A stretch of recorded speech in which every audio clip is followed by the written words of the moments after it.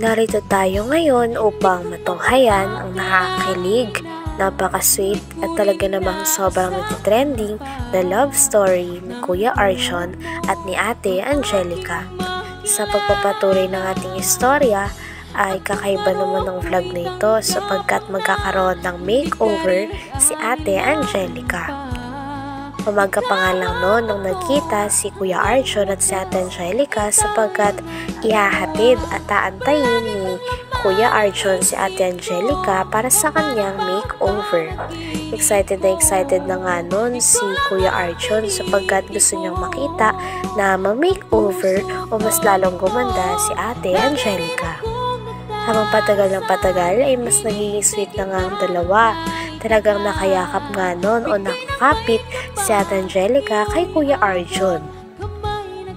Pansin nga din ng mga fans na mas lalo na sila nagiging komportable at mas nagiging sweet sa isa't isa kahit sila ay nasa public. Pagtapos naman noon ay nakadating na nga sila sa salon kung saan mag-makeover na nga si Ate Angelica. Kamu lang natin kung dahil ka. Ada. Kamu na sa Balong Santos. Ang ganda na oh. Okay na po.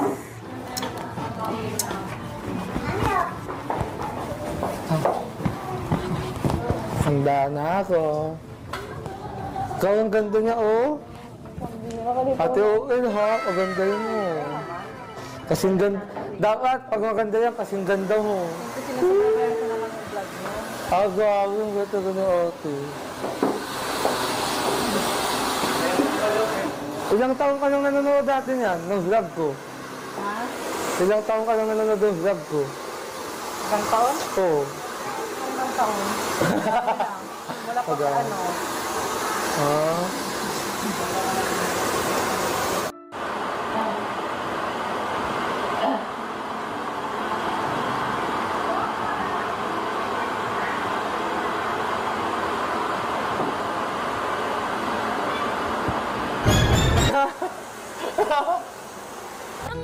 Grabe at tuwang-tuwa nga si Ate Angelica sapagkat first time niya lamang naranasan ang ganitong makeover.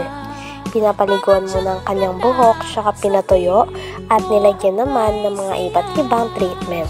At habang ginagawa yan ay kinakausap pa rin siya ni Kuya Arjon sapagkat inaantay nito si Ate Angelica. Pagkatapos naman nun at may inaantay lamang na treatment sa buhok ni Ate Angelica ay kinantahan naman ni Kuya Arjon si Ate Angelica. Sabi naman ni Ate Angelica ay salamat daw sapagkat napakagaan sa loob ng boses ni Kuya Arjon. Pinapanalangin lagi tayong magkasama. Hinihiling bawat oras kapiling ka. Sa lahat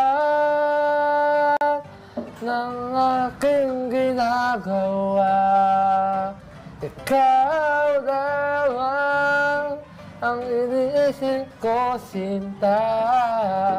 Sana'y di na tayo magkahiwalay. Sana'y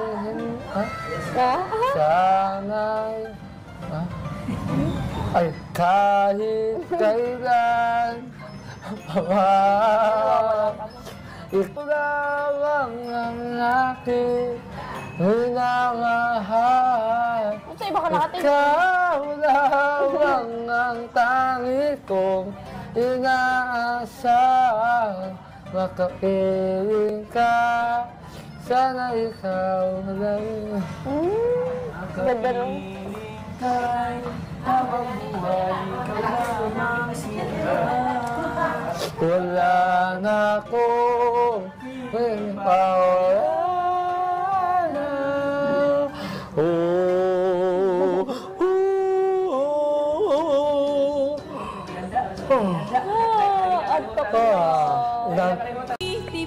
Nang natapos naman ang pag-makeover kay Ate Angelica ay sobrang nagulat si Kuya Arjon sapagkat gandang-ganda siya sa dalaga. Maganda naman daw si Ate Angelica Ngunit nung napa-makeover siya at naayos ang kanyang buhok, ay mas lalo talaga itong gumanda at mas lalo pang nabighani si Kuya Arjon sa babaeng ito. Maging si Ate Angelica ay nagulat din sa kagandahan ng kanyang sarili. At mas lalo nga nagulat ang mga viewers nang nag-holding hands na nga si Kuya Arjon at si Ate Angelica. Kaya napakarami namang mas lalong kinilig sa dalawa.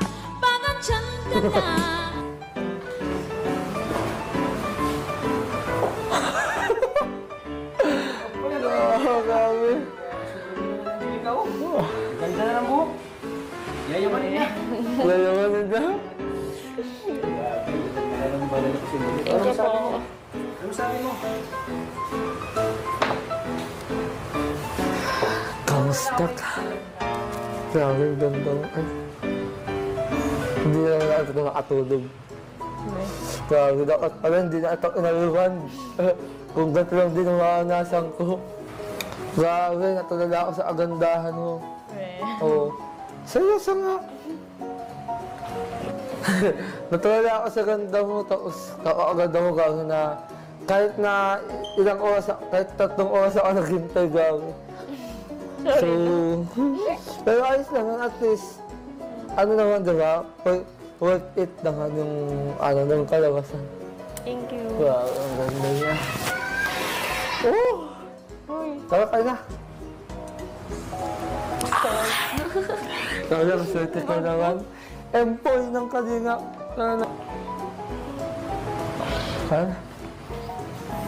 Ate! Walang salamat talaga, Ate Oel. Pagkatapos naman ng nakakapagod na pangyayari din sa salon dahil nag-antay nga si Kuya Arjon, ay sa wakas natapos na rin sila. Inabot lamang nila ang kanilang bayad doon sa cashier at nagpasalamat nga si Kuya Arjon dahil pinaganda nila ang pinakamamahal ni Kuya Arjon na si Ate Angelica. Nagbigay pa nga ng tip si Kuya Arjon doon sa gumawa at nagpaganda kay Ate Angelica. Pagkatapos naman nito ay nag-decide naman ang dalawa na kumain na. Ngunit this time, napakaganda ng kanilang kakainan sapagkat ito ay sa Samgyeopsal o Korean store. Korean restaurant na first time matatry ni Ate Angelica kasama si Kuya Arjon. Nakakatuwa nga ang dalawa sapagkat hindi sila nakakalimot sa pagpipray sa tuwing kakain sila. Dito ang pagkain. Oh, yung wag mo. Kasi dito tayo mag-iyaw. Thank you. Okay, no? Asabi, Napaka-gentleman talaga ni Arjon. sabi naman. Ikaw, ang ganda-ganda ano. Guys, wala.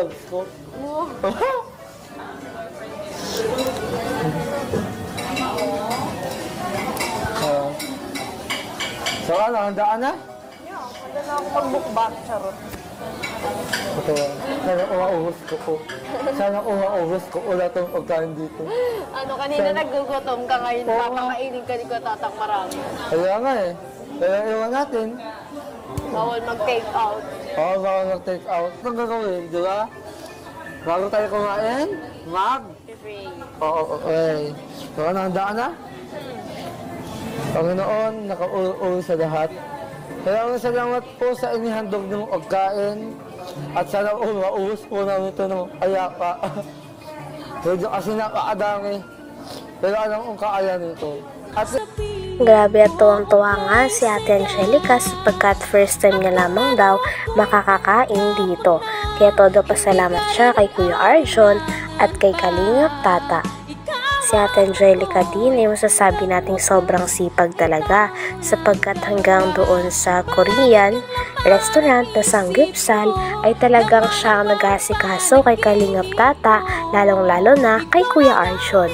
Siya nga ang nagluluto doon at naglalatag din ng lahat.